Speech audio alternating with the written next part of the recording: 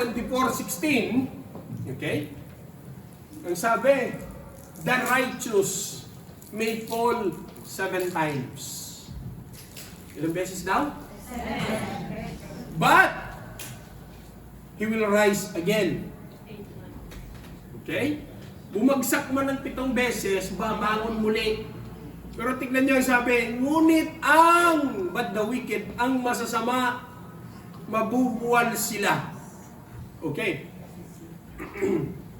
Kasi ngayong hapon, I would like to start na, kasi kung magtatanong ako, gaano ba ka-tibay, gaano ba katatag, gaano ba ka-valid, gaano ba ka mapagkatiwalaan ang pangako ng Diyos sa buhay ng bawat isa sa atin?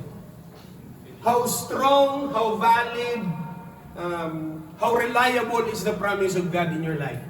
Kasi kung magtatanong ako, nangako na ba ang Diyos sa'yo?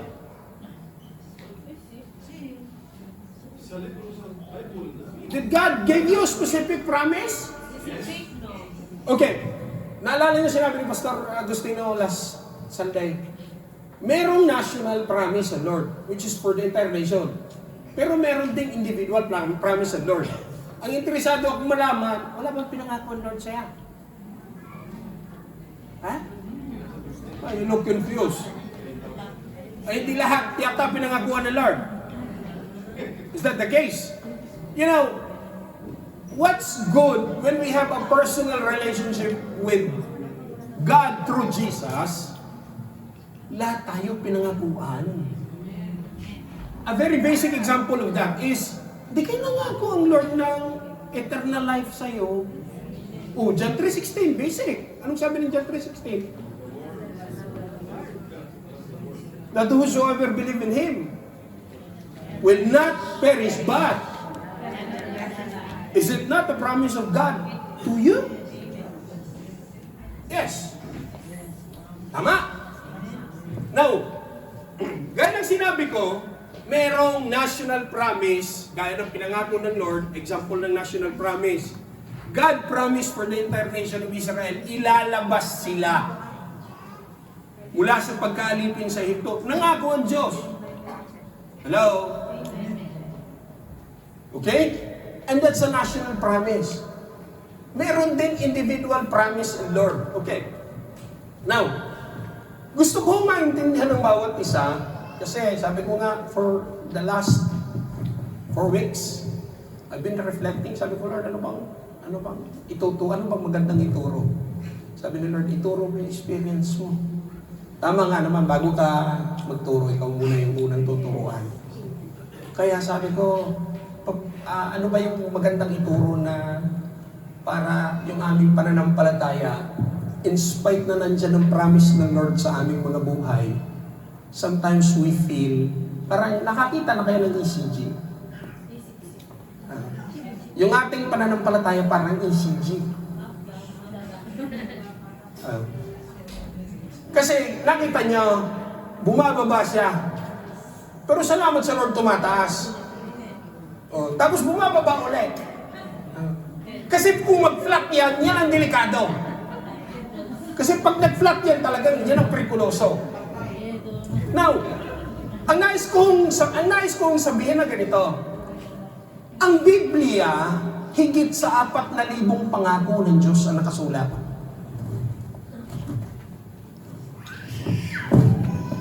Composed of a lot of promises of God. Hello? Pero hindi nyo napapansin na kahit born again ka na, kahit nangako na ang Diyos sa'yo, hindi mo napapansin na parang napakahirap sa paglatad natin sa ating pananampalataya at makamit natin ang pangako ng Diyos. Parang napakahirap na. Sometimes, we fail. Sometimes nanlalamig. Sometimes lumalayo. Sikuhin mo yung katabi mo. Sometimes nagtatampo. Tama?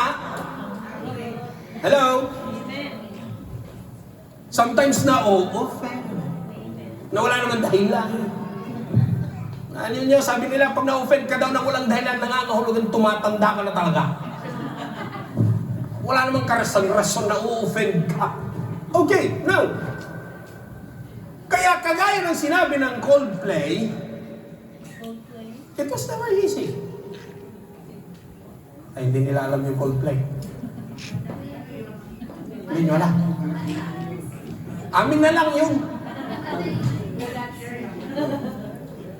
Kaya sabi ng Coldplay sa kanilang kanta, it was never easy. Diba? Attaining the promise of God will never be easy. Merong mga pagkakataon na bago natin makamit ang pangako ng Diyos, may bumabagsak, may natutumba, may nadadapa, may nagkakamali, may nagkakasala. Hello? Kasi it's hypocrisy kung sasabihin ko sa inyong lahat na sa kalagitnaan ito, kayo Christian na, hindi ko inaasahan kayong magkakamali. And it will be a hypocrisy in your part if you raise your hands. Talagang hindi ko magkakamali. Dahil ako Christian na. That's hypocrisy. Hello? Kasi, ganito, if we will look at the Bible, mula umpisa, Genesis pa lang. Okay, example ha. Si Abraham, di ba pinangakuan ng Diyos? Yes. Ang sabi ng Lord kay Abraham, Abraham, I will make you father of many nations. Yes. Hello? Amen. Kung gaano kadami ang bituin sa langit at gaano kadami ang buhangin sa dalampasigan, ganyan kadami ang iyong magiging lahi. Ay ang tanong, nakita baga ni Abraham ang pangakong iyon? He died without even seeing it. Maybe partially dahil nakita niya si Isaac. Hello? Kasi nangako ang nung nagkita sila, dumalaw yung anghel. Ang sabi kay Sarah, next year pagbalik namin, kakanak ka na. So the promise may be partial, but the complete promise of God, ni hindi nakita ni Sarah, ni hindi nakita ni Abraham. Hello? Klaro yung sinabi ng Lord, I will make you father of many nations. Pero kung baka ibig sabihin, ang promise ng Lord naganap, hindi lang niya naabutan. Wala sa kanyang lifespan. Kaya ang promise ng Lord, maaaring hindi maganap sa generation natin. I'm sure magaganap sa generation ng anak mo, magaganap sa generation ng anak ng anak mo, magaganap sa generation ng anak ng anak ng anak mo. Another example. Babaligtarin ko ha, para naman mabago yung title sa dulo na. Another example. Si Moises, pinakuan siya ng Lord, ilalabas kita mula sa pagkaanipin. Nakita niya ang lupang pangako. Hello? Nakita niya eh. In fact, when they were at the edge of the promised land, napapasok na sila sa promised land, just to make sure. Anong ginawa ni Moises? Nagpadala siya ng 12 spies. One of each tribe. Okay? Kaya just to make sure that the promise of God is true, ang sabi ni Moses, tignan nyo nga, tiktikan nyo nga yung pinangako ng Lord, kung totoo nga. Hello? Pero alam natin ang kwento. Yung 10, because they stayed there for more than a month. Sabi ng Bible, they stayed there 40 days. Oh. Pagbalik, ang sabi ng 10, positive muna. Maganda ang lugar. Masagana ang lugar, ang mga pagkain, rich. The place is rich. The place is good to live.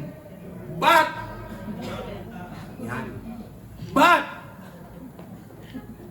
maganda sa Italia. But, masarap sa Italia. Nandito ang Gucci, ang Prada, David, whatever you want. Kaya lang, kaya tingnan nyo ha, nung bumalik yung 12, sa 10, anong sabi nung 10? Magandang lugar, kaya lang, ang kanilang muog, makakapal ang pader. Tapos, ano sabi? Malalaki ang mga tao doon. Higante. Hindi natin sila kaya. Teka, sandali. Hindi ba kayo sinabi ni Lord sa kanila, yang lugar na yan, ibibigay ko sa inyo. At bakit nung nakita na nila, sabihin mo sa katabi mo, parang ikaw, nagbabago ng isip. Bakit nagbago ang isip nila?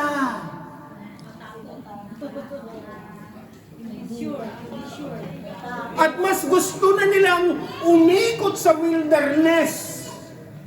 Kaya kung mapapansin ninyo, nung natiktikan na nila yung lupang pangako, tapos sabi nila, hindi natin kaya. Bakit negative ang iniisip nila? Gayong ipinangako na ng Diyos, ang sabi ng Lord, inyo yun. Sabi mo sa katabi mo, iyo yung blessing. God had already promised it to them. Tapos sabi nila, hindi natin kaya. Teka, sino bang sinungaling? Yung spy o ang promise ng Lord? Kasi bakit? Teka sandali, hindi nagsisinungaling ang mga spy. Hindi rin nagsisinungaling ng Lord. Kasi yung mga spy, nakita nila naranasan nila. Sa buhay natin bilang mananampalataya, hindi masamang i-consider natin yung facts. Hindi masamang i-consider natin yung pros and cons sa buhay natin. Kaya lang mga kapatid, ang pros and cons at ang facts ng buhay, hindi yan ang final say. Kasi ang may final say, sabihin mo sa katabi mo, si Lord pa rin sa buhay mo. Amen? Even though the doctor will tell you 3 months, facts yun. Even though ang result ng iyong mga medical exam, mali, facts yun.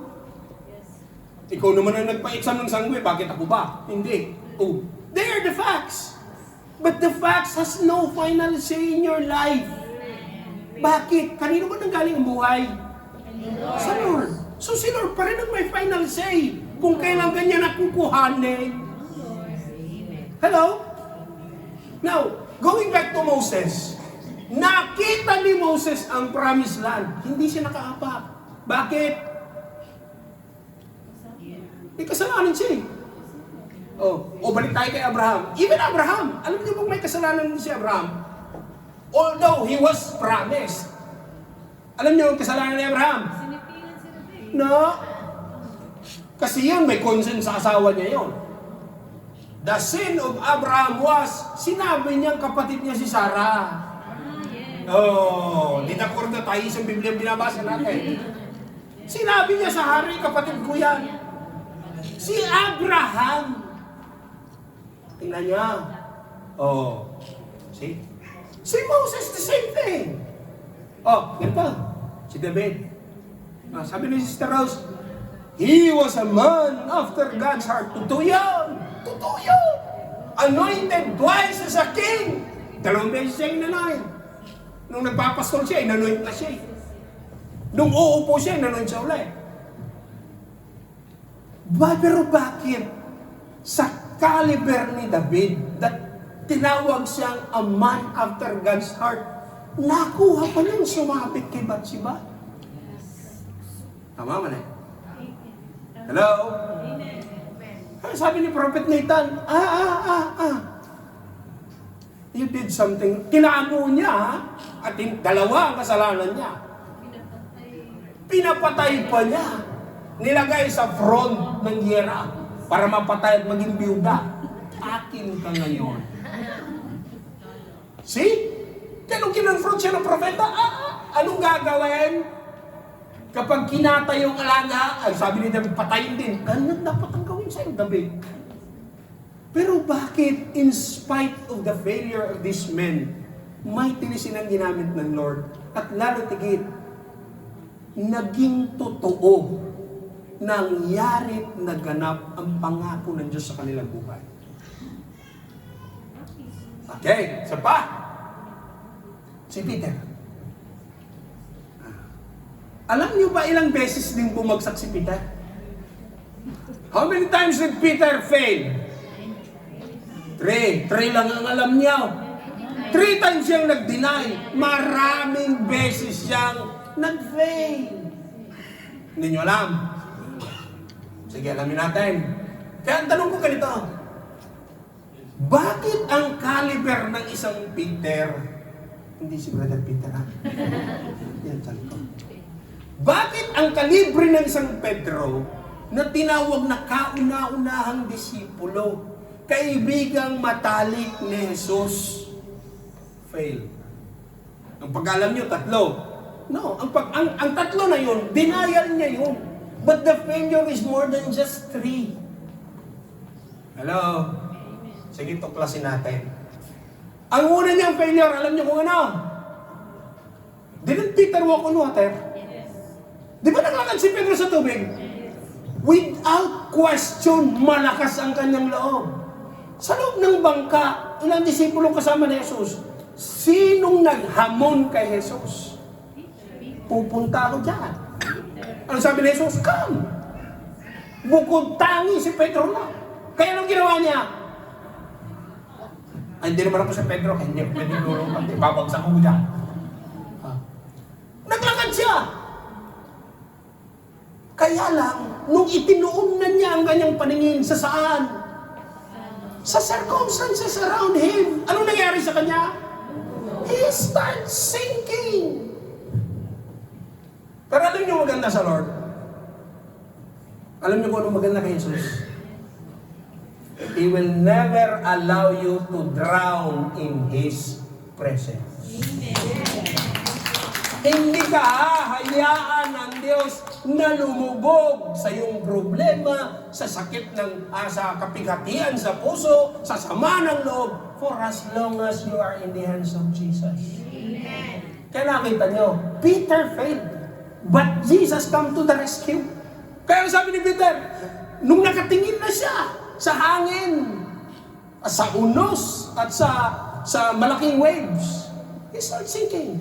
Ano sabi niya? Lord, help me. Ano sabi ni Jesus? Bahalag sa buhay. Malakas sa loob mo. Bahalag sa buhay mo. Oh. Parang ikaw, ano? Pag sumusobra na, no? Yan tuloy. Yan, sinabi ko naman na sa iyo. Ewan ko kung naranasan nyo. Kung naranasan nyo kayo nagsalita, sinasabi ko na nga ba, ayaw mo makinig. Oh. Kaya sabi ko, what's good with Jesus? He will never allow you to drown. Bago ka pa tuluyang kainin, si Pedro, bago pa tuluyang kinain ng tubig, inabot na yung kamay. And here's the most exciting part. Nung dininay ni Peter sa Jesus, sabihin mo, katabi mo, parang ikaw yung pag-uusapan kayo. Parang ikaw yung pag-uusapan natin ngayon. Okay. Noong, teka sandali. Lumubog si Pedro, naglakad sa tubig. Tapos naghapunan sila. No? Kasi inaisa-isa pa yung mga events. During the Last Supper, ang sabi ni Jesus, sinabi ni Jesus kay Peter yung, sa aking kodigo. Basahin natin. Okay. Matthew 26:31.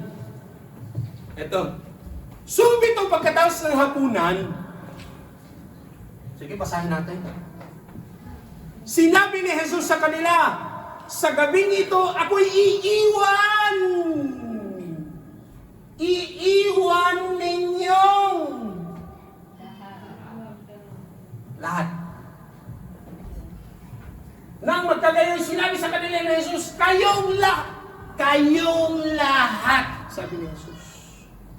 Sa Bible ko ang sabi, sa gabing ito, ako'y iwanin yung lahat, gaya ng nasasaad ng kasulatan. papatayin mo ang pastol at mga ngalat ang mga tupa.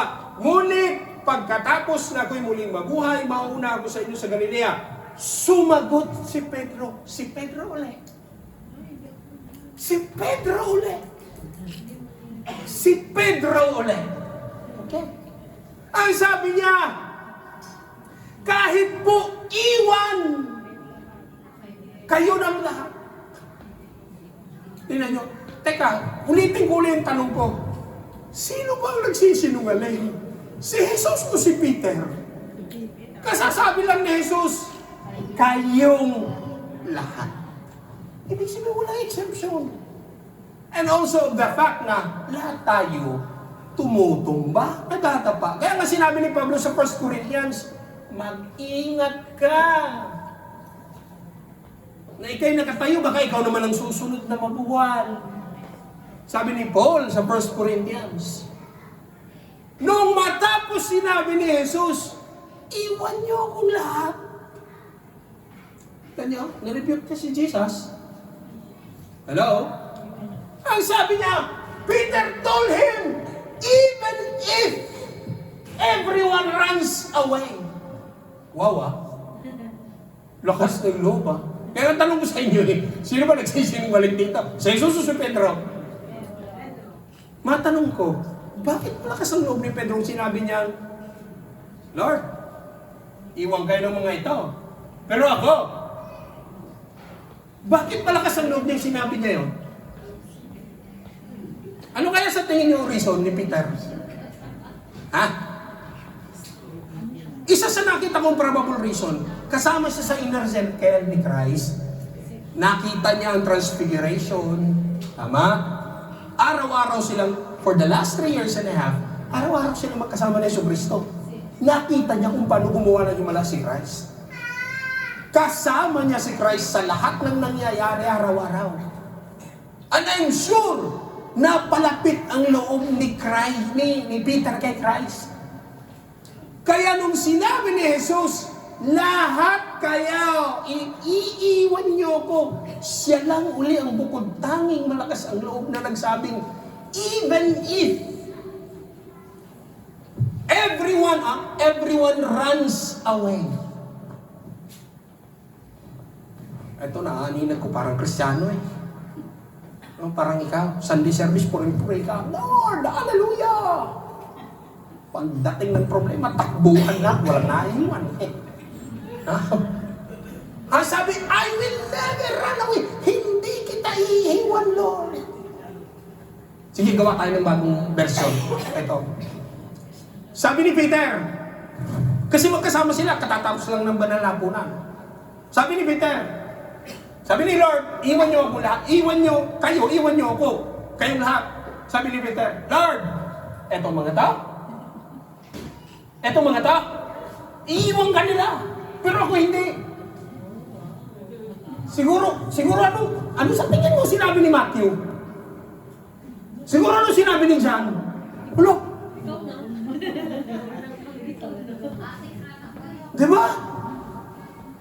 Kasi in-insist niya yung sarili niya By the way, prophecy ito Hindi pa nagaganap. Sumagot si Pedro, kahit na po iwan kayo ng lahat, hindi ko kayo iwan. Tandaan ninyo, sinabi ni Jesus sa gabing ito, bago tumilaw ang manok ng 3 beses, ikakatatwa mo ko. Alam niyo kung anong isa sa mga dahilan kung bakit tayo bilang Kristiyano, 5 years, 10 years, 15 years, 20 years, bumabagsak tayo? Alam niyo kung anong dahilan? We are overconfident with our strength. Tingnan niyo ganito. Kung weakness mo, binabantayan mo. Weakness mo, chocolate. Bantay sarado ka dyan. Weakness mo, dolce.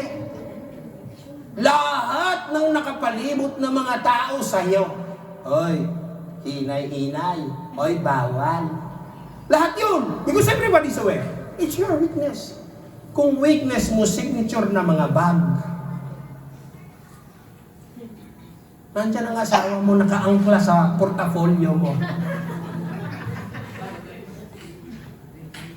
Kaya napapansin ninyo, kung weakness natin, binabantayan natin, matatabang pagkain.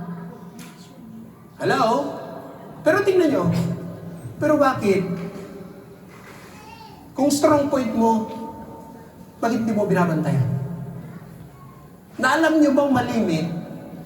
Kung ano yung strong point natin, kung minsan, doon pa tayo bumabagsak.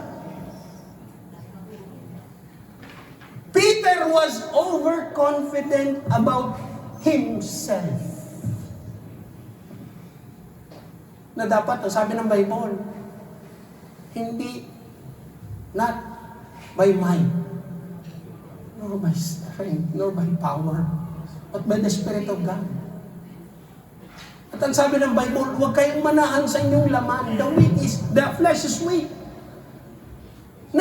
Nakalimutan ni Pedro isipin na last 3 years and a half, it is through the grace of God. Kaya sabihin mo sa katabi mo, kaya ka nakatayo hanggang ngayon? Sabihin mo sa katabi mo. Dahil sa biyaya ng Diyos yan. Amen! Hindi dahil sa lakas mo. Peter was overconfident about himself nang sabi niya, Lord, kahit itong mga ito, itakwil ka, ako hindi. Sabi ko nga, nagkaroon ng intimate connection kasi si Peter sa Lord. Kaya malakas ang loob niyang sinabi niya na hindi kita iiwan, hindi ko gagawin yun. Tapos ganito ha, sinabi ng Lord, iwan niyo ako. Tingnan niyo dilugtong ni Peter. Hindi ko gagawin yun. May dilugtong siya. Even if I will die. Kuha niyo. Andalay, nasaan na yung aking kubigaw?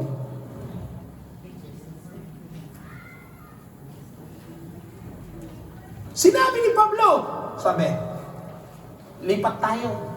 Look.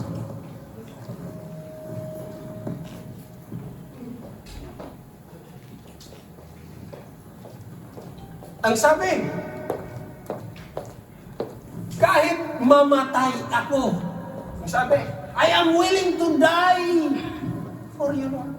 Hindi lang niya sinabing, hindi kita itatakwil. Handa akong mamatay para sa iyo. Ewan ko kung ilang tao na nangako sa iyo na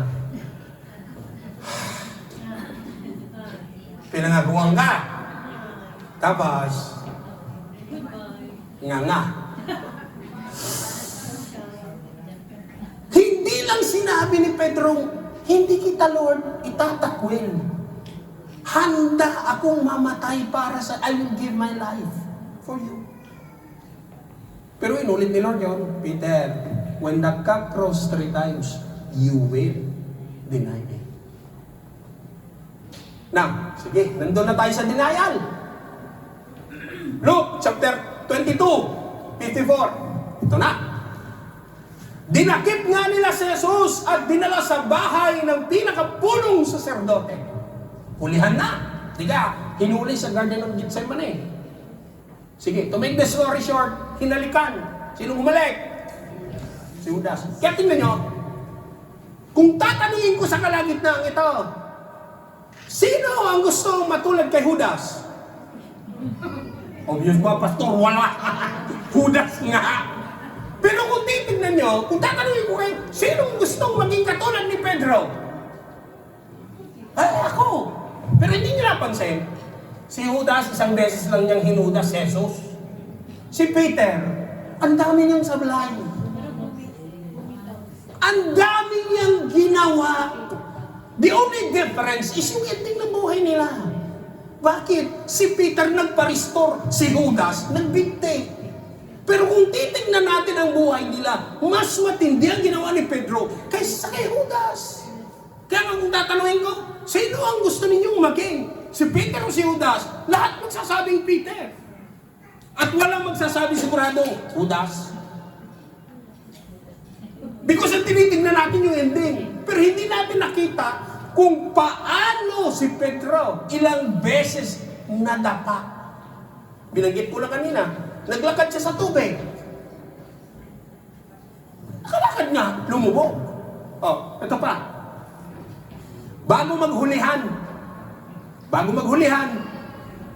si Jesus pumunta sa Garden of Gethsemane. May senaryo doon, may eksena doon. Ano sabi ni Jesus? Sinama niya yung inner circle niya. Hello?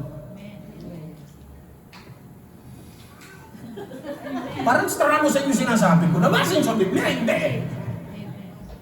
O naistranuhan kayong akong nandito. Pareho ho.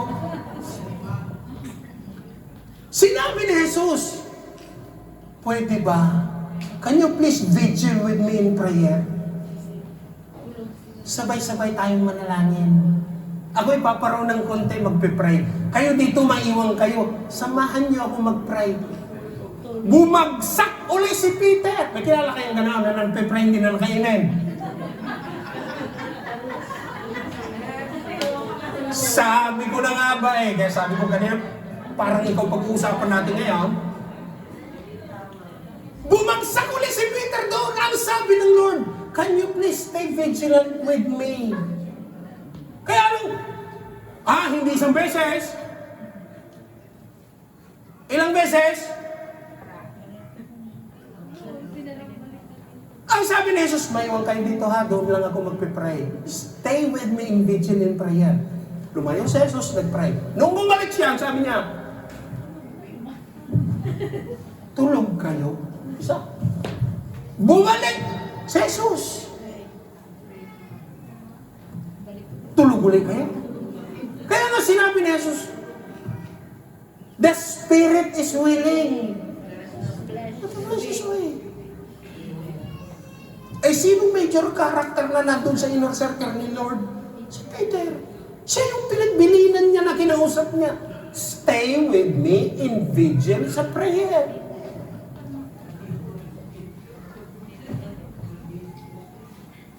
Kaya tuloy, ikaw, ingat-ingat ka kung sino yung i-request mong prayer partner, ha? Baka tulugan ka.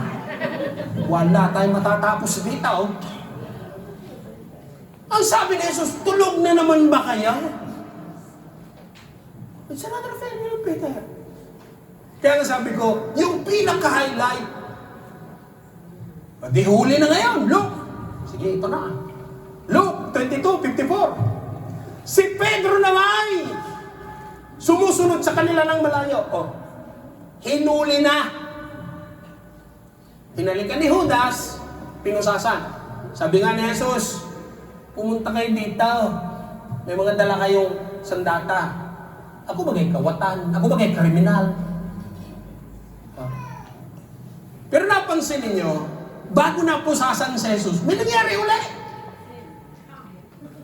Sino yung agresibo na bumunot ng espada at tinagantay niya ni Malco? Ay, nakita niya. Tapos gusto niyo maging Peter. Si Pedro ulit. Hugot niya ang espada niya. Nung pupusasan si Jesus, tinag-angat. Ang nadali si Malco, tanggal ang tenga eh. Dinampot niya Jesus, sinauli. Ang sabi ni Jesus, Pedro, isaklog mo yan. Ang nabubuhay sa espada, mamamatay sa espada. Kita niya? Bukod tangi. Bumunot ng espada. Sino? Si Pedro. Dito natin nakikita kung gano'n ka-impulsive si Peter, ano? Kaya kung gusto mo maging Peter, mag-isip-isip ka, ha? Di ngayon, hulihan na.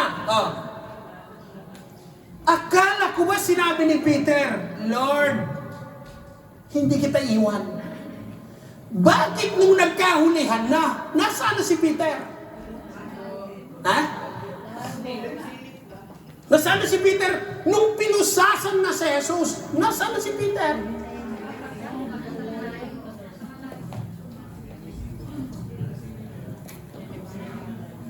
Dinakip nga nila si Jesus at dinala sa bahay ng pinakapunong saserdote. Si Pedro na may sumunod sa kanya, ngunit malayo ang agwa. Akala ko ba sinabi niyang, Lord, hindi kita iwan. Parang yung nangako sa'yo, no?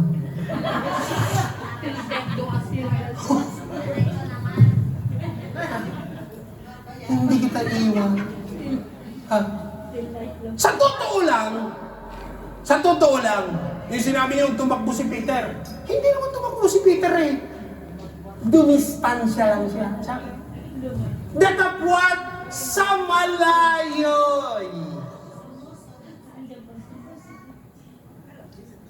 Magkahiwalay na kayo ng buhay, sinusundan ko pa rin sa Facebook, ano? Ano na kayo nangyayari sa ex ko? Ay, maganda ng bahay niya ngayon. Ay, may kotse na siya. May business na. Ah. Akala ko ba nangako ka? Tapos, Nung magkahulihan, nagdistansya ka na? alam niyo anong hindi maganda din sa Kristiyano? When we start disassociating ourselves from the Lord. Galing sinabi ko kanina, linggo, puring-puri ka. Lord, iyak ka pa eh, may kasamang iyak eh. May kasamang hagulhol. Kantang-kanta ka. Paglabas mo sa church, bugtong-bugtong mata mo. Lunes na Lunes! Christian ka ba? Hindi ah. Nai-invite na. Hindi! See? Yan ang problema ko minsan when we start disassociating ourselves with Jesus. Hindi tumakbo si Peter. Sumunod pa rin siya. Follower siya ni Jesus, disciple siya ni Jesus. Kaya lang, from a distance. Didinakip na si Jesus. Eto na ngayon. Ngunit malayo ang agwat nang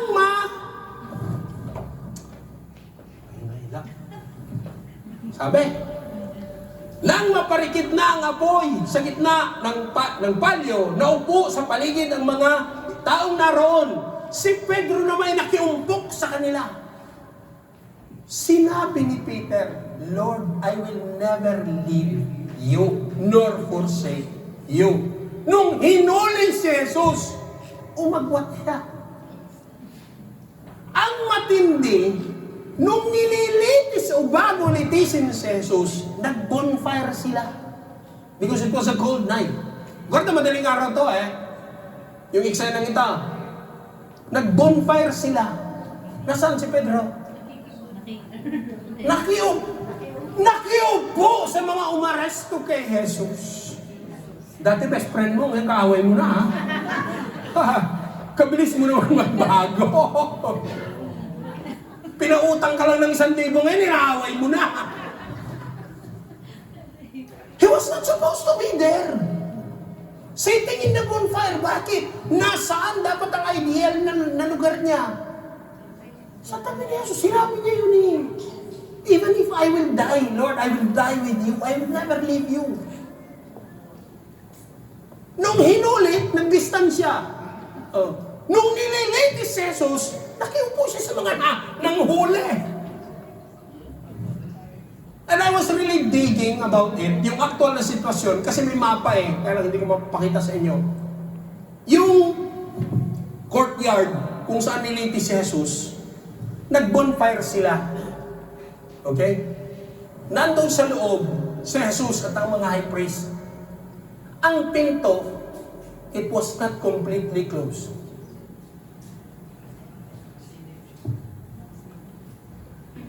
Tapos, nilitis na si Jesus. So, nakaupo lang si Peter nung pasimple siya. Bakit nga ba naman? May namukhaan siya Hello? Saan na yun? Then, Peter in the high priest courtyard. Hindi na natin basahin yan. Okay. First denial. Yung servant girl, sabi, di ba kasama ka niya? Sabi ni Peter, hindi oh. Di ba born again ka? Hindi ah. Hindi, nagsisimba ka doon sa liwarta. Hindi ah. Ay, nakita kita may dala kang Bible eh. Hindi akin yun ah. Kaya nga sabi ko linggong-linggo purin-puri ka tapos nagtaas ang kamay mo. Lunes! Nag-umpisa na. You start distancing yourself from the Lord. Hindi lang distancing from yourself from the Lord. Inuumpisahan mo nang i-deny. Yung linggo-linggong iniyakan mo. Lord, ikaw nagpahala sa buhay ko. Hirap na ako. Tapos Lunes, hindi mo kilala. Una. Pangalawa ulit. Yung una, servant girl. The second, denial. Kaya sabi ko grabe naman si Peter. Nangako siya kay Jesus. I will never leave you. I will never forsake you. A few moments later. Grabe, ano? Nakuha niyang itanggi. And it was during the course of the day. Umaga, naghapunan sila, banal na hapunan. Madaling araw, nagpray na sila. Early morning, inaresto na si Jesus. Bago magbukan ni Wayway, kasi nakasindi pa yung apoy. Malamig yan Nag-umpisa na. And time elapses. A man accuses again Peter. You are a company of him. Sabi ni Peter, hindi That's wise. Ewan ko kung ilang beses ikaw sa buhay mo, hindi lang tinanggi. Umayaw ka na talaga Lord, ayaw ko na talaga. Ayaw ko na magbasa ng Bible. Ayaw ko na mag-church, Lord. Hindi sabi na Lord, di bahala ka. Hindi naman kita pipilitin Lalo tigil. Kung minsan kasi pakiramdam natin, pag pupunta tayo ng church, at hindi tayo nakapunta ng church, may utang si Lord sa atin. Pag tayo pupunta sa church. At pakiramdam natin, kulang kay Lord pag hindi tayo nag-church. Hindi ko maintindihan sa maraming Kristyano. Pag hindi ka sumamba, alam mo bang ikaw ang nawalan? Hindi ang Lord. At hindi natapos sa pangalawang pagtanggi. On the third denial, yung third ang pinakamaganda. Okay. Ang sabi, pangatlo, certainly, okay, another man said, certainly this fellow was with him, for he is a Galilean. Other translation says, I can hear your accent that you are a Galilean. Sapagkat siya ay Galileo. Ano sagot ni Pedro? Hindi ako Ilonggo Hindi ako Bisaya.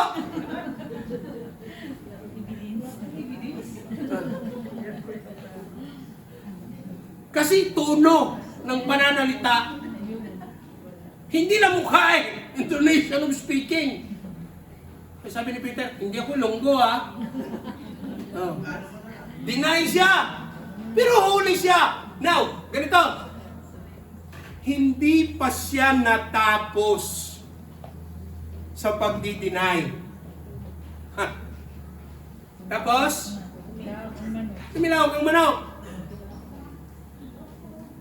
Tapos, ganito. Sabi ko nga sa inyo, tinignan ko yung senaryo.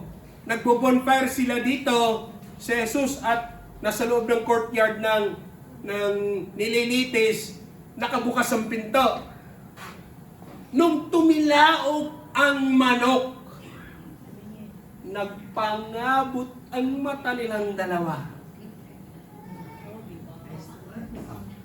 Kung ikaw kaya yon, buti, sabi ko nga Jesus was full of grace, mercy, and love. But he never said anything to Peter. Tinignan lang niya si Peter. Kung ikaw yan, sinasabi ko na nga ba, iwan mo rin ako Di ba? Jesus never said anything to Peter. Nagpangabot lang ang mata nila. Hello? At sabi dito, and Peter walked away. Devastated! Wasak ang ay di kayo, nung iniwan ka, di kayo, alaga naman nakangiti ka. Wasak ang puso mo, kapatid. Ilang linggo mo iniyakan. Hindi ka pa nga kumain ng ilang araw. Oh, di ba? Hello? Peter walked away devastated. Hello? Tingnan nyo. At hindi natapos doon. Siyempre, guilty na yung puso niya. Ang matindi ganito. During the course of the day, anong oras pinako si Jesus sa krus? 3. Peter did not even have a chance to ask forgiveness. Hindi man lang siya nakapagpaalam, nakapagpaliwanag. Kaya kayo, kung may mga traso kayo sa mga taong alam nyong malapit ng kunin ng Lord, ay ayus-ayusin ninyo, ha? At baka kagatin ninyo inyong mga sikaw. Ako, experience ko yan. In our family. Yes. Sabi ng lola ko, umuwi ka na. Ikaw yung anak. Anim sila magkakapatid eh. Nanay ko eh. Umuwi ka na, namimiss kita. Gusto kitang makita. Eh, hindi pwede dahil yung amo ganito, ganyan. Hindi niya alam, ang matanda, dying na. Nung namatay, ay di talagang kursahan umuwi. Nasa Memorial Park kami. Ingreso ng Memorial Park. Sabi ko sa iyo, kalat ang pasalubong eh. Prosciutto, yogurt, mga mansala, kalat! Sa pathway ng Memorial. Iyak! Hindi mo man lang ako hinintay. Ayos ha! Nung buhay pa! Sabihin mo sa katabi mo, hindi mo kasi binigyan ng pansin. Ayan. Nung buhay pa, binaliwala. Adik, ang ano ngayon? Kakatansin ko. Alam niyo sa totoo lang, kung kanino mas mabigat, hindi naman sa pumanawi. Sa'yo na naiwan. And what's heavy there? Peter did not even a chance to ask forgiveness to the Lord. Hindi man lang niya nalapitan, Lord, sorry ha.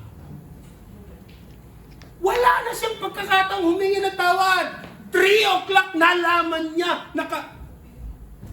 Dito. Nakabayubay na sa krus si Jesus. Alas 5 ng hapon, patay na eh. Where was Peter? Hindi lang si Peter. Ang sabi ng Lord, lahat kayo.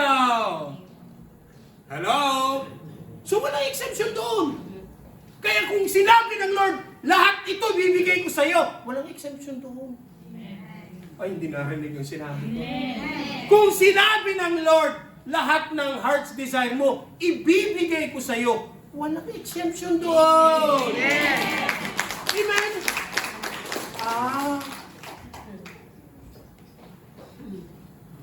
Wala nang time si Peter humingi ng tawad. Nakabayubay na sa krus eh. Ang matindi alas 5, patay na. And where was Peter? Gone. See? First, he was too confident of himself and his strength. Second, nung nagkahulihan na, hindi niya natupad ang kanyang pangako. He started disassociating himself. Pero, alam nyo, we serve a God of second chances. Amen. Ito ang maganda sa Lord eh, na kahit nadapa ka, kahit nagkamali ka, kahit natumba ka, kahit nagkasala ka, God will still give you another chance. Amen. Although, tinanggi ni Peter si Lord, lumayo, nag-distance si Peter kay Lord, nung namatay na si Lord, nawala na silang lahat. Nasaan sila? Fishing. Nagtago sila. Now, ganito.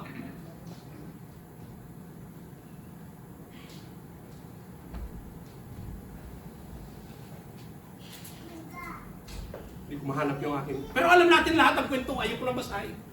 Napuputol yung momentum eh. Di, patay na ngayon si Jesus. Peter ulit. Sabihin mo sa katabi mo, Peter ulit. Sabihin mo sa katabi mo, Peter ulit. Yan, para maalala. Peter ulit. Ah. Kasi siya talaga, bababa ka. Kasi siya talaga yung leader sa grupo. Hindi mo napapansin sa inyong magkakapatid, mayroon talagang born leader. Yes! Na kahit ikaw yung panganay, wala sa iyo ang quality na yon. Kuminsan yung quality sa 6 na magkakapatid, sa 5 magkakapatid. Kuminsan, ang quality ng pagiging leader sa magkakapatid, wala sa panganay. Kuminsan nasa pangatlaw, kuminsan nasa pangalawa. Wala sa bunso, dahil ang bunso, baby yan. Kaya kahit ikaw yung panganay, nakita mo yung leadership quality ng iyong kapatid. Sabi ng iyong kapatid, mag-ambag-ambag tayo. Ikuha natin ng burial insurance ang tatay. Alam daw nila. Sino tinutukoy nila? Hindi ko alam yun. Sila lang nakakaalam nun. Kaya kita nyo, meron talaga nagli-leader na kapatid eh. At yung kapatid na yon, kahit ikaw panganay, nakita mo maganda initiative eh. Will you say no? Payag ka. Tapos sasabihin ng leader mong kapatid, ikaw rin, pag hindi ka sumama, kaya mong ipalibing si tata. Kaya mong ikaw lang mag-shoulder sa burial ni nanay. Ay, kung managalang ang dami ko pang bayarin. Yung kutsi ko 3 taon pa. Yung bahay namin marami pa. May pinansyamento pa ako sa kumpas. Paano ko babayaran yun? Kaya ikaw, okay ako dyan. So ikaw bunot ka. Sasabi ng leader mong kapatid, magkano? Magkano kasi yung health plan? Yung memorial plan. Ano daw, maganda na yun. 150,000. Ilan tayo magkakapatid? 5. Di 150 divided by 5. Magkano yun, di ba? So pumayag kami kung saan man-initiated eh. Ngayon buhay pa si nanay, ganito. Sustentuhan natin, kuhanan natin ng badante. Yung iba hindi nila ako nakikita dito sa taas. Si nanay, hindi na, ang tawag doon? Hindi na yung self-sufficient. Hindi na kaya. So kailangan na talaga ng ating ina na magbabantay. Magkano sweldo ng badante? Minimum ngayon sa Pilipinas, 6,000. 5 kayo magkakapatid. Magaan, di ba? Ambag-ambag. Magkano maintenance ni nanay? 5,000 din. 11,000 na. Magkano ang daily expenses ng nanay? 4,000. 15,000 na. 5 kayong magkakapatid. Di ba magaan? Hello? Magkano lang yun? 5 kayo? Wala pa 100. Wala pa tig 100 sa inyo? Magaan. Kasi ang gusto ko punto ganito. When you see that somebody leads you somewhere else good, the tendency is, you will always say yes. Kaya nung sinabi ni Peter, paano ba yan mga kapatid? 12 sila, 11 na lang pala. 11 na lang sila. Si Judas, warak na yung bituka eh. Ano yung sinabi ng Bible yun? 11 na lang sila. So sabi ni Peter, guys, anong gagawin natin ngayon? Pag-uwi nyo, basahin nyo na lang sa Bible. Wala na si Jesus, anong gagawin natin? Sabi ni Peter, ewan ko sa inyo, ako, balik ako sa pangingisda. Bakit naisip ni Peter na bumalik sa pangingisda? Ha? Kasi bago siya tinawag, ano ba siya? Fisherman. Pero nung tinawag si ni Lord, Peter, from today on, I will make you fishers of men. Nangako si Jesus, na-realize ba? Ha? Sumagot naman kayo? Kaya salitang mag-isa. Hindi na-realize yun, patay na si Jesus eh. Pero ang hindi naintindihan ni Peter, it was after, not during. So nangangahulugan, in our walk, in achievement of the promises of the Lord, meron talagang pagbagsak. Meron talagang mawawala. Meron talagang mang-iwan sa'yo. Sabihin mo sa katabi mo. Meron talagang mang-iwan sa'yo. Iwan ka talaga. Kahit nangako pa yan. Kaya sabi ni Peter, guys, ewan ko sa inyo, ako, mangingisda na lang ako. Babalik ako sa Panginoon. Doon ako expert. Habang binabasa ko, nagtataka naman ako kay Lucas, Doktor, anong alam mo sa pangingisda? Si Matthew, tax collector. Anong alam sa pangingisda? Eh bakit pare-pareho silang sumama? Mataas ang educational attainment nila Matthew was commerce graduate. Si Luke may MD degree. Murag doktor ba sa amo?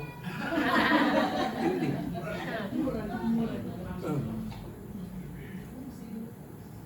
Hindi ko maintindihan. Bakit sumama sila? Alam niyo kung bakit? Parang ikaw. Sumasama sa agos. Ay, Christian ka na? You don't need to flow sa agos ng mundo. May tama kang relasyon sa Diyos. Kaya tuloy, sabi ni Sister Rose, kaya tuloy hindi naintindihan ng mga tao ang difference mo na taong simbahan na nagkiklaim na ikay born again sa mga taong normal.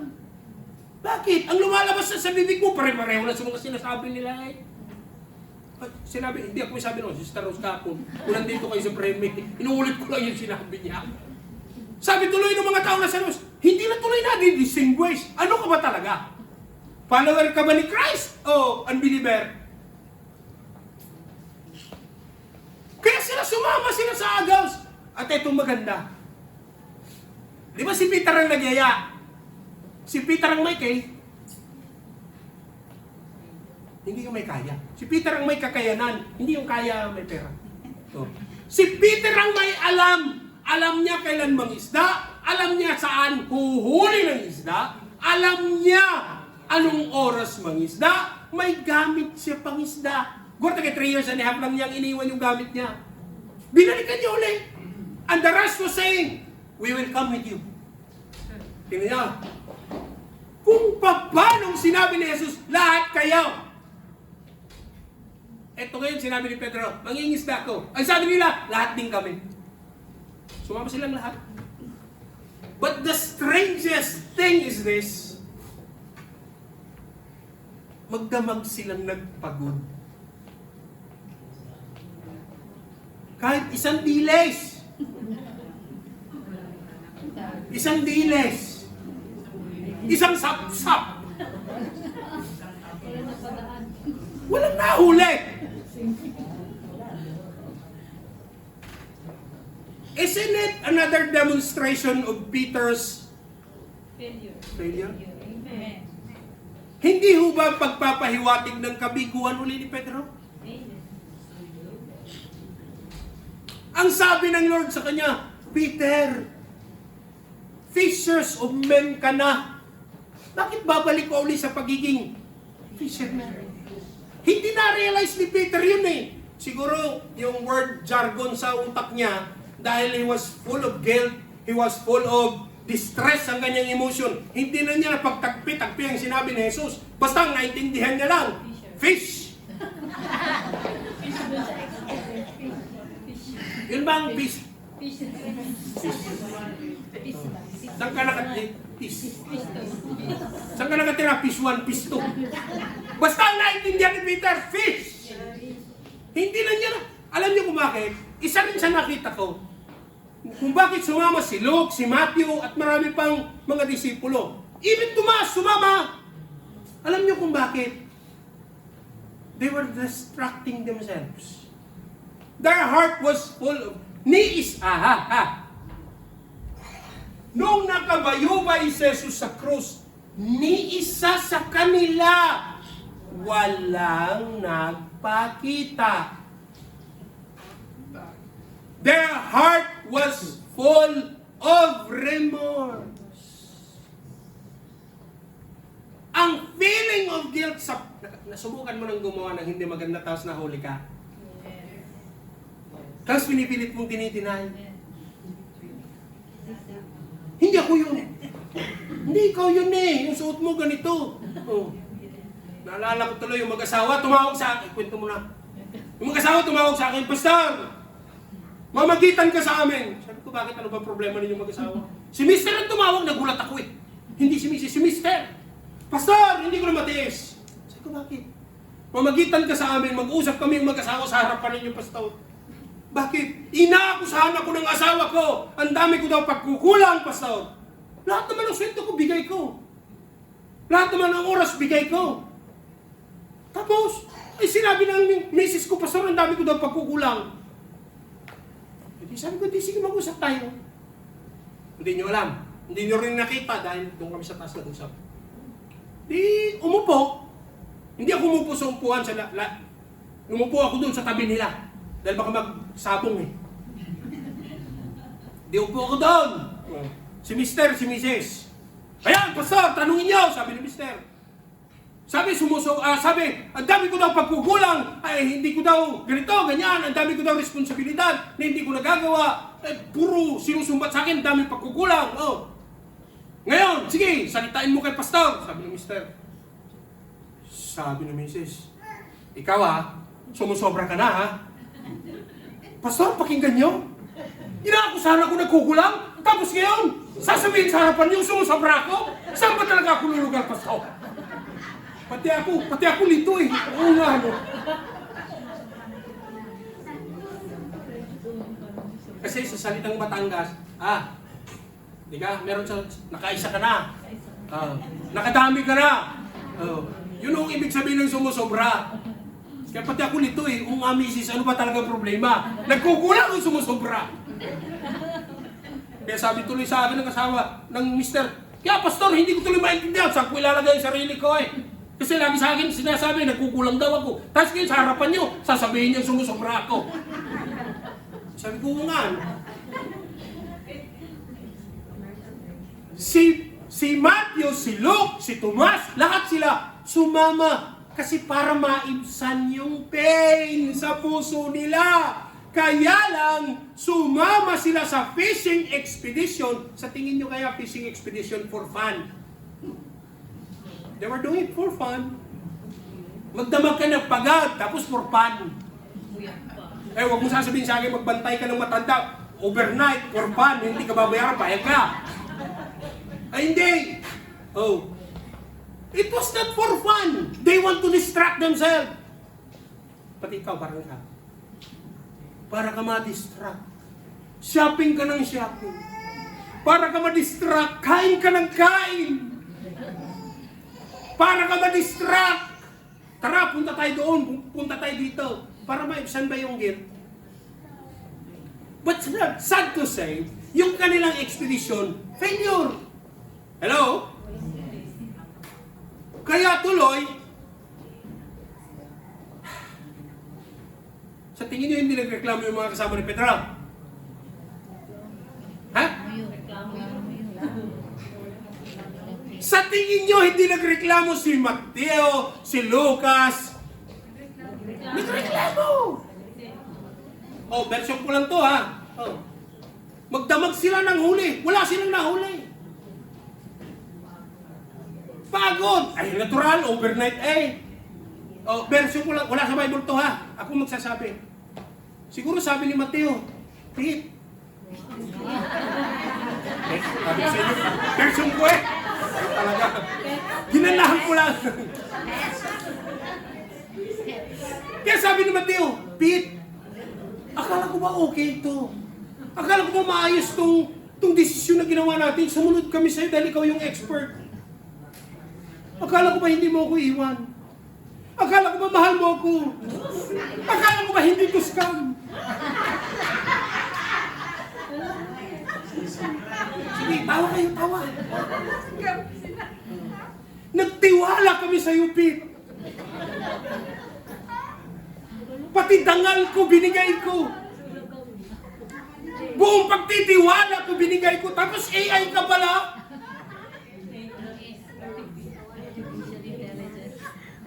Nagtiwala ako sa'yo, pati pagkatao ko, binigay ko. Tapos yung pala, AI ka. AI ka pala. Minahal kita. Tapos yung pala, AI ka. Hindi nila alam yung AI. Alam niyo yung AI? Ha? Kaya sino? No, gusto tayo. Sabi, hindi ko sa ulo yung AI. Artificial intelligence. Laksi daw. Artificial intelligence. Dahil hindi nila alam eh. AI. Nagtiwala ako sa'yo. Kita ko ba nga sa screen ang ganda-ganda mo? Nagpadala ako ng pera, yung pala, AI ka? Minahal kita, yung pala, AI ka? O ngayon, alam nyo na kung anong AI? Ay, hindi nyo alam. Ha? Alam na? Ano una yung AI? Ay, hindi. Pilipino eh. Ang bilis iwan.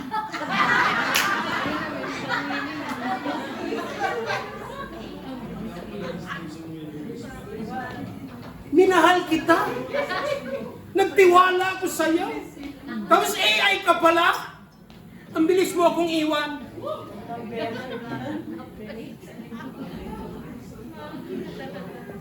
Pero tingnan nyo.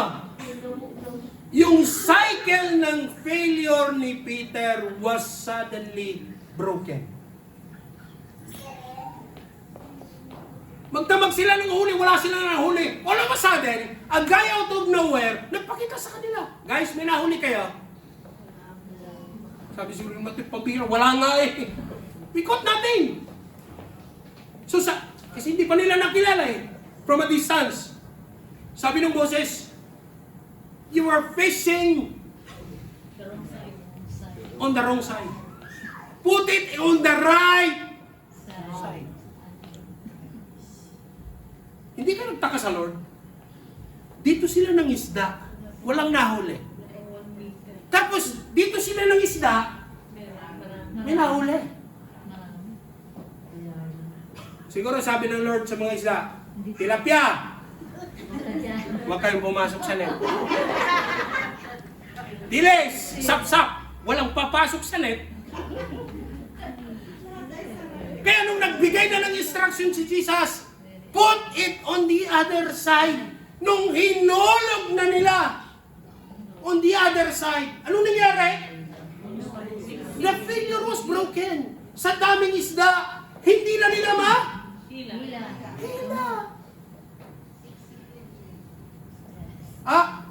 Hindi nakilala ni Peter kung sino nag-utos. Sinong nakakilala? The beloved disciple of Jesus. Kasi bakit? In-associate niya. 3 years ago, it was the same miracle. Hindi nakilala ni Peter. Si John nakilala ni John. Kaya sabi ni John, Ioma! Ay, walang nag-react. Hindi kayo nanonood ng K-pop drama? Good. Alam niyo kung ibig sabihin ng Ioma? Sige, research niyo. Sabi ko sa inyo, version ko yun eh. Hindi naman sinabi ni John ang gano'n. Sinabi ko lang yun. Ayun talaga. Sinabi ni John, it's the Lord.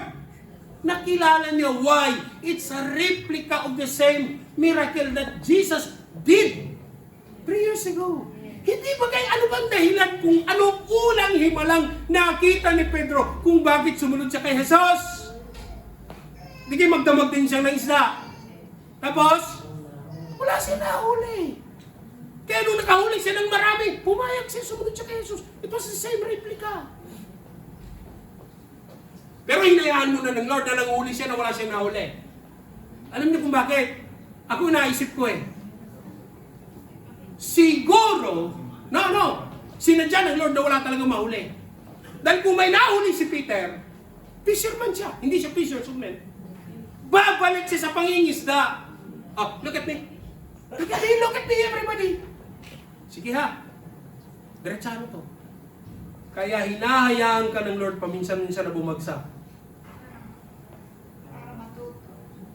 Hindi lang para matuto. Dahil ayaw ng Lord, bumalik ka sa lumang mong buhay. After all, In all of your failed decision, God was there along the way. In all of your hurts, God was there along the way. Sa tingin nyo kaya madali kay Peter, niyaya niya ang 11. Tara mag-isda tayo. Siyang leader. Tapos in the end, wala siyang naipresentang resulta. It was not easy. Nasubukan nyo na yun. Tapos ikaw ang sisisihin nila. Sinasabi ko na nga ba eh. Ready? It was not easy for Peter. But the failure cycle of Peter ended. Kaya kung titignan natin ang Bible, guarda kayo pagkatapos nito. Ang sabi ni Jesus, throw your nets on the other side. Hindi sila makahila ng lambat. Nung sinabi ni John, it's the Lord. Isa ulit sa pinagtakhan ko. Ano ba si Peter? Mangingisda. Kung ikaw maglulusong sa tubig, may damit o walang damit? Paano kayo naliligo sa piscina? Nakaganyan. Nakagustume. Eh bakit si Peter nakabalabal lumusong sa tubig? Basahin yun. Isinuot niya ang kanyang balabal sa kalumusong sa tubig. Sign of respect daw. Hindi, confused talaga siya. Tuliro siya, hindi niya maintindihan. Si John ang nagpaalala, Pete, this is the same miracle 3 years ago na nakita mo kay Jesus. Sabi niya, ito ba yun? Mas nakita kayo ng ex mo 3 years and a half after? Ikaw ba yan? Lalo kayatang sumexy. Lalo kayatang nag-blooming. Ikaw naman, glowing with orgulyo. Ikaw naman, glowing with orgulyo. Matapos mo kong iwan 3 taong kalahati. Now you see me? Now you see me where I am now?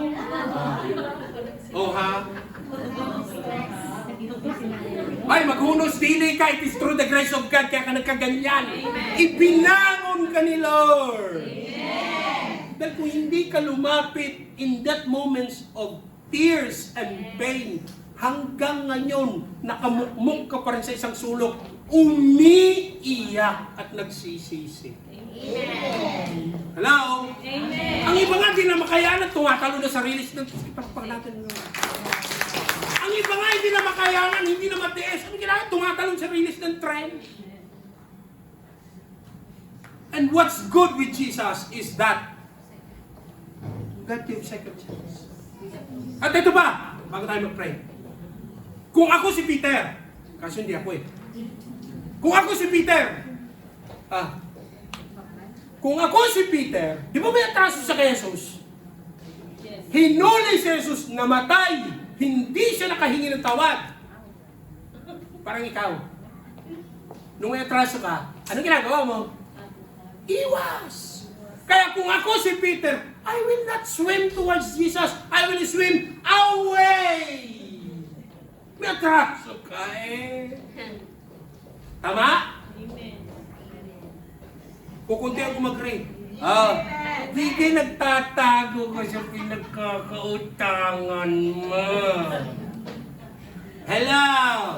May atraso ka. Inaalam mo kung anong tram ang sinasakyan. Anong oras ang tarbaha. Anong oras na uwi. Saan palapso nakatira.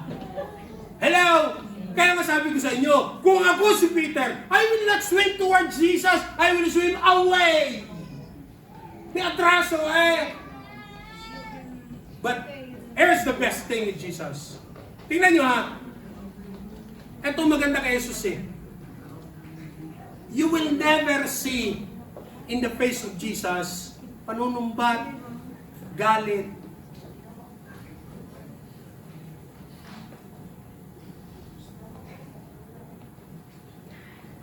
Hello? Hindi naman sumumbat si Jesus eh. Kaya nung lumapit si Pedro, anong ginawa ni Jesus? Tinapos siya. Tapos ganito, si Peter yun. Ay, yung 10. Anong ginawa ng 10? Ay, hindi. Alam niyo ang sunod na kwento? Anong ginawa ng 10? Si Peter tumalon. Lumangoy papunta kay Jesus. Yung 10, anong ginawa ng 10? Hindi alam. Ay pambihira, hindi alam. Sabi ng 10, bahala ka Peter, ikaw ang may atraso. Hindi, akin lang kung wala sa Bible yun. Version ko lang yan. Bahala ka! Ikaw lumapit doon, ikaw may atraso. Hindi, version ko lang yan. Yung 10, busy sila. Inaasikaso yung blessing ng Lord. Kasi nung nakahuli na sila ng marami at sinabi ni John, it was the Lord.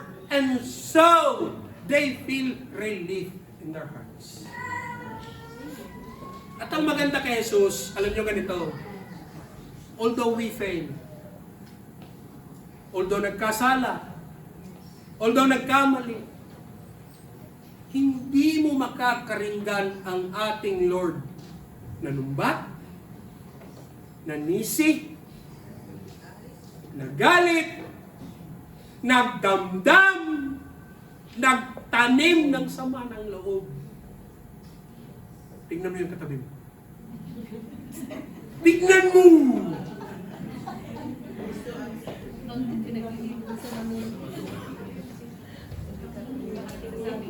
And that's the good news about our Lord Jesus Christ. Kaya sabi ko sa inyo, sa paglakad natin sa pangako ng Diyos, darating ang panahon tayo'y babagsak. Sabi ng Lord, anak, pagkatapos bumangon, after 3 months, tapos ang sabi ng Lord, bangon. Alam niyo, sa totoo lang, ikwento ko lang sa inyo. This March 2025, I was ordained a pastor March 20, 2005. So ngayong 2025, 20 years. Ang tawag doon? Inaalala ko that in that 20 years na binigay ng Lord na privilege na mag-serve, nakita ko rin yung aking paglilingkod eh. Maring hindi ko dininay si Jesus. Parang Peter din eh. I'm not ashamed of that. Yes. Oh! Inaamin ko sa inyong kalagitnaan, nag-full time ako. Iniwanan ko magandang trabaho ko. Nung hindi nagkaigi, alam niyo bang nag-disarte na kung bumalik ng mag-isda? Yes! Sabi ko, balik ako ulit sa... Ang sabi ng boss ko sa Europe, anytime, when you come back, just give me a ring. Kahit ako nasa Germany, kahit ako nasa Brussels, o kahit ako nasa Belgium, o nasaan. Kasi dito lang siya sa Europe umiikot. O nasa Barcelona, give me a ring. And I will reinstate you automatically. Inisip ko rin yun eh. Kaya lang naalala ko eh. Sabi ng asawa ko, ay, wag mo kaming idamay ha sa galit ng Lord. Ikaw ang nangako sa harapan ng Lord. Bakit? Ikaw ang tumanggap. Inatangan kang responsibilidad. Umoo ka. Sabihin mo sa katabi mo, kaya ikaw. Sabihin mo sa katabi mo, huwag mong tatakbuhan ang calling ni Lord sa'yo. Ay, nakaw. Bakit? Once you run away from the calling of God in your life, lahat ng taong nakapalibot sa tabi mo, damay. Kita nyo, si Petro nag-desire na manghuli ng isda, balik sa pangingisda. Mga profesional yung kasama niya, wala silang nahuli. Kaya nung sinabi ni Jesus, throw it on the other side. Dito walang pumasok na isda. Hinagis dito! Sabi ni Jesus ngayon, ay, sapsap, pasok. Tilapia, pasok. Nagpasok ka ng isda. Tapos yung 10, they are very busy. Hinatak na nila yung lambat. At nung nakarating na sila sa pampang, ang sabi ni Jesus sa kanila, come. Kaya, hinuhuli pa lang nila para kay Jesus, luto na. Sige, laksan! Hinihiling mo pa lang sa prayer, sa langit, luto na. Amen! Kaya ang sabi ng Lord sa kanila, come and dine with me. Winalcome silang lahat ulit ng Lord. May narinig ba kayo sa Biblia yung sinabi ng Lord? Kaya, wala. Kaya pwede dito sandali. Sa ating spiritual family, walang ganyanan, ha? Wala. Walang nakarinig. Sa ating spiritual family, walang sumbatan, ha? Bakit? Hindi natin alam kung anong pinagdadaanan ng ating mga kapatid. Maaring yung katabi mo nakangiti. Ang puso niya nakangiwi. Yes. Kaya, have a considerate, isang mapangunawang puso na gawa ng ating master. At alam natin, pagkatapos ng eksenang ito, di nagkumprontahan ulit sila ni Jesus at ni Peter. 3 times siya ulit tinanong ni Jesus. Peter, you love me? Yes, Lord. You know that I love you. Oh, really? Oh, second time again, Peter, do you love me? Yes, Lord, I love you. Third time again, Peter, do you really love me? Siguro insulto na para kay Peter, Lord, you know all things. Hindi siya uminig. Pero yung 3 beses na tinanong siya ni Jesus, doon siya na inarihin. Bigay ko ng title. Si Pedro ilang beses nadapa. Si Pedro ilang beses bumagsak. Sa dulo, anong ginawa ni Pedro? Bumangon. Bigay ko ng title. Sa bawat pagbagsak mo, sabihin mo sa sarili mo, bangon! Tapikin mo katabi mo, bangon! Rise after the fall. Amen! Kasi kung ang lahat ng men of faith na nakasulat sa Hebrews chapter 11, lahat sila bumagsak, lahat sila bumangon. Si Peter na ating inaral, ilang beses bumagsak, bumangon. Kaya nasulat sa Biblia yan, para bigyan tayong lahat ng hamon. Bumagsak ka man, nasaktan ka man, sige dagdagan ko pa, iniwan ka man, inayawan ka man. You have, no? Because you must have the right perspective in yourself. Na ang pagbagsak, sige, tignan ko na. And this is the good news. Let your test be your testimony. And let your mess be a message. And let your trials be led into triumph. And let your labor be turned into God's favor. Because trials are there not to wreck you, but to shape you. Oh, nanlamig ka. Sabi ng Lord, naintindihan ko ng lamig ka. Naintindihan ko ng hina ka. Kaya ako kaninang umaga habang nag-aaral ako, tinitingnan ko yung balikat ko eh. Sa salamin, tumubo na ulit yung pakpak. Kaya sabi ko, Lord, salamat. Di ba ang agila, pag nalalagas ang pakpak saan, nagtatago sa kuweba. O pag bumalik na ulit, labas na ulit. Kaya nga ako, sabi ko sa mga elder, Gontagan, pinindot ko hindi stop button, post lang. Meron talagang time na ganyan. Kasi I have come into reflection in my heart. Minsan nga sinabi ko sa aking sarili, Lord, naka 20 years na ako, can I quit? Sabi ng Lord, no. Why? Tatapusin ko ang inumpisan ko sa buhay mo. And I hope that word echoes into you. Tatapusin ng Diyos ang inumpisan niya sa buhay mo. Amen! Amen! You know,